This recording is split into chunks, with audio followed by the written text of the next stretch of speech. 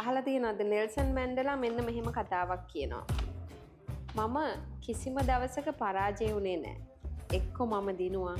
එහෙම නැත්නම් මම දිනන විදිය ඉගෙන ගත්තා. පරාද වීම කියන්නේ හැමදේම අත්හැරීම නෙමෙයි.